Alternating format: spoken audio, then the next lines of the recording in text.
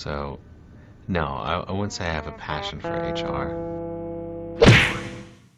Welcome back to Human Resources for the People. It's a human capital revolution. Today we're answering Ask HR questions because I'm banned part 25. This one starts off with with an interesting one out of Arizona about a network down in Florida with ADHD, and again in Florida with refusing a job. And that's where we'll start out in Arizona, out west. And it's a really interesting question. Network at work went down. Everyone went home early. Is my employer required to pay me? Employee is an hourly contractor at a tech company, and network went down in the morning, causing everyone to go home. Would my employer be required to pay me for the rest of the day given? But it was not my fault. So this is an interesting topic for a couple different reasons. One, they're a contractor, right? So they're not even an employee at this time of the tech company. So their rights are even more limited than they were before, which is what they weren't much anyway, right?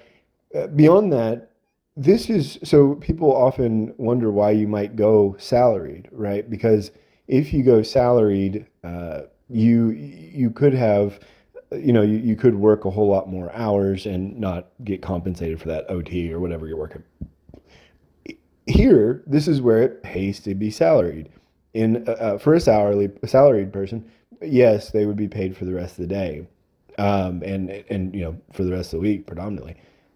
Hourly people, no. It's the employer is not required to pay anything. In a couple states, there's like a 4 hour call in. Not in Arizona, I don't believe, but where if you get called into work, you have to work a certain amount of hours. But no, it's certainly not. It's less than half a day. I can tell you that much.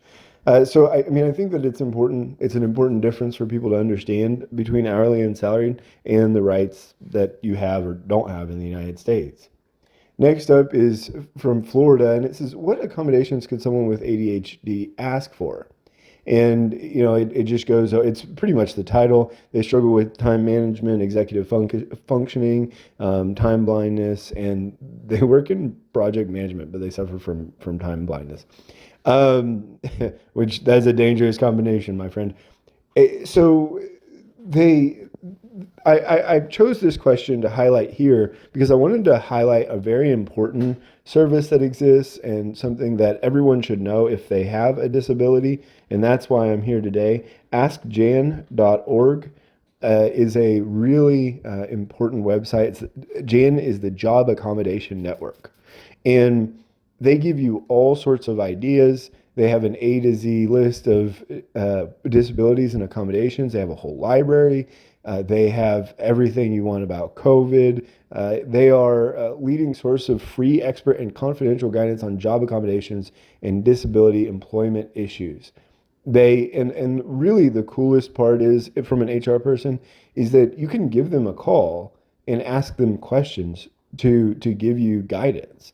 I mean, it is unbelievable. And the most interesting thing is that it's a service of the Department of Labor, but it started really from West Virginia University and private industry throughout the United States.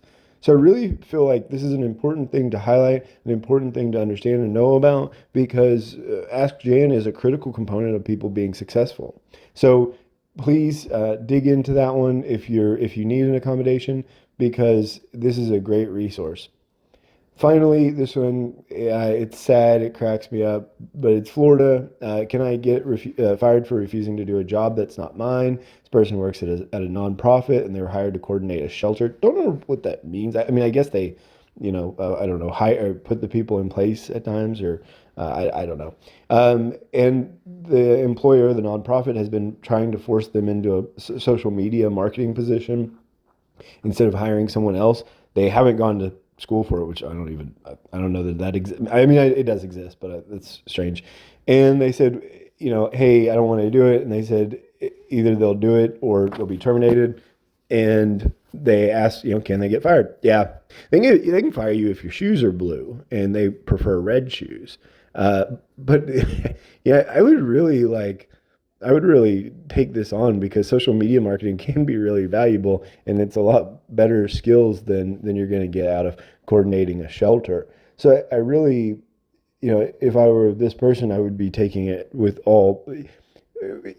I think that you're easily replaceable coordinating a shelter. I think you're not easily replaceable if you run their social media accounts.